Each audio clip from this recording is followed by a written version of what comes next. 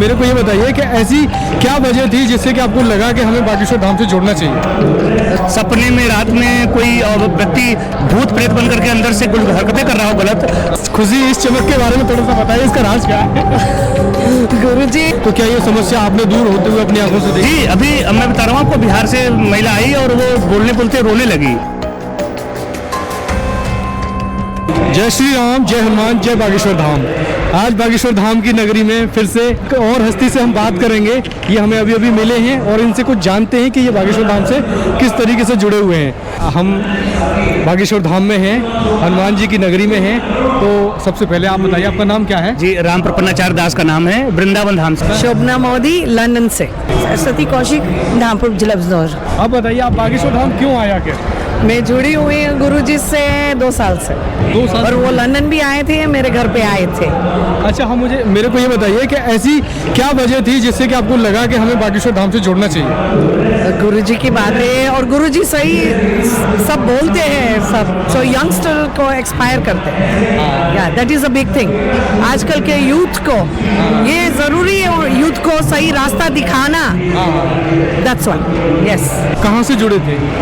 मैं बागेश्वर धाम से पहले तो न्यूज़ चैनल पर ही देखती थी, लेकिन मैं शुरू से आध्यात्म से जुड़ी हूँ और बाबा बजरंगी पर बहुत विश्वास करती हूँ। साक्षात बजरंगी आशीर्वाद ही समझिए, या मैं उनको उस रूप में देखना चाहती हूँ, और वो मेरे सभी कार्य इन्हीं के नाम से। अच्छा, आपकी गुरुजी से मुलाकात हुई क्या? गुरुजी से मुलाकात हुई है, लेकिन धाम पर पहली बार आई हूँ। अच्छा, इस धाम पे पहली बार आई हूँ। अपना मैं घर से ही इनसे जुड़ी थी, और सभी कार्य मेरे इन्हीं के नाम से हो जाता है। जी, श्री राम वृंदावन से हैं दासम। ये तीसरी शादी है जिसमें हम अटेंड कर रहे हैं। अच्छा। पिछले बार में भी तो 108 हुआ था, और उसके बाद इस बार 125 हुआ था, और अब 151 हो रहा है। तीनों में आने का सौभाग्य मिला। और हम चाहते हैं कि हमको ऐसा लगता है कि ऐसी बीमारियां हैं, ऐसी समाज में जो है मतलब दुष्विचार है, कि उसका इलाज जो है महाराज जी के पास है। जैसे आप सोचिए कि किसी के सपने में रात में कोई व्यक्ति भूत प्रेत बन करके अंदर से कुछ हरकतें कर रहा हो गलत, तो उसका इलाज कहाँ मिलेगा?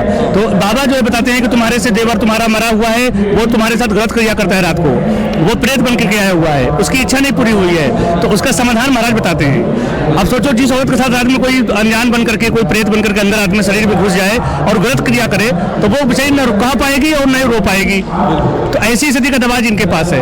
अब आप सोचिए कि ऐसे ऐसे इलाज है यहाँ पर। तो आपने जो जिस बारे में बता रहे हैं, तो क्या ये समस्या आपने दूर होते हुए अपनी आंखों से देखी? जी, अभी मैं बता रहा हूँ आपको, बिहार से महिला आई और वो बोलने बोलते रोने लगी और छटपटा गई एकदम से। तो महाराज जी बोले कि महाराज जी को भी क्रोध आ गया। वो बोले कि तेरा देवर है? कि हाँ। तेरे साथ गलत किया करना चाहता था? हाँ। नहीं पूरा हुआ तो मर गया? हाँ। तो वो तेरे साथ रात में पूरा कर रहा है गलत हरकत। जाओ, मैं तुम्हारा भाई हूँ और तुम्हारी इच्छा अब तुमको कभी वो परेशान नहीं कर पाएगा।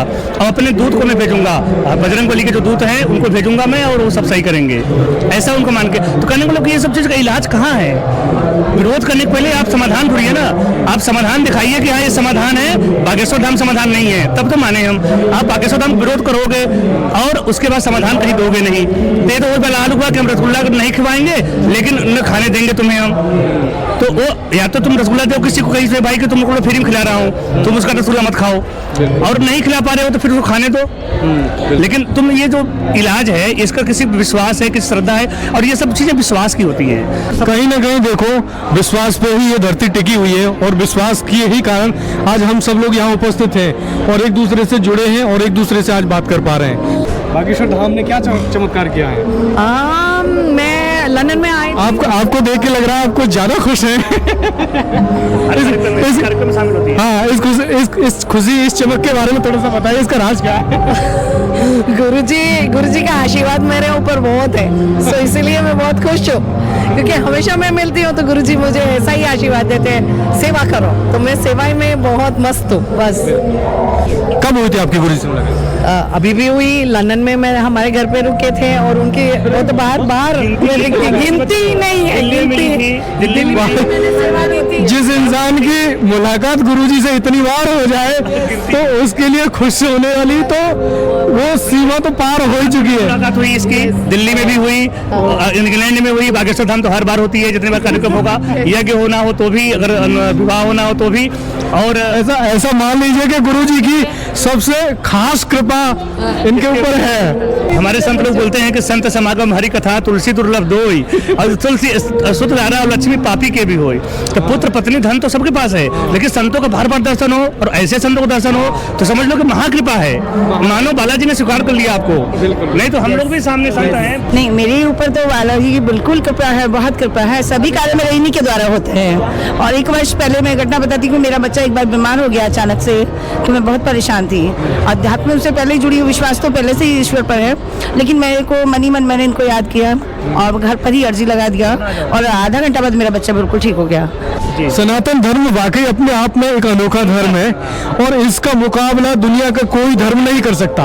और इसके लिए ये हमारे सनातन धर्म के ये सनातन जितने भी सनातनी लोग हैं, उनकी आवाज, उनकी बात करने की जो टोन है, उससे आप अंदाजा लगा सकते हैं। बहुत सुंदर बात है। और हम चाहते हैं कि जो सनातन धर्म को आगे बढ़ा रहा है, प्रचार कर रहा है, भक्तों तक उसकी आवाज पहुंचा रहा है, उन लोगों को जरूर आप आगे बढ़ाइए। उससे आपको कुछ नहीं मांग रहे हैं, वो आपसे सिर्फ ये मांग रहे हैं कि आप लोगों तक शेयर करिए अगर अच्छा लग रहा है, और उसको देखिए, सुनिए, उसको फॉलो करिए अपने जीवन में।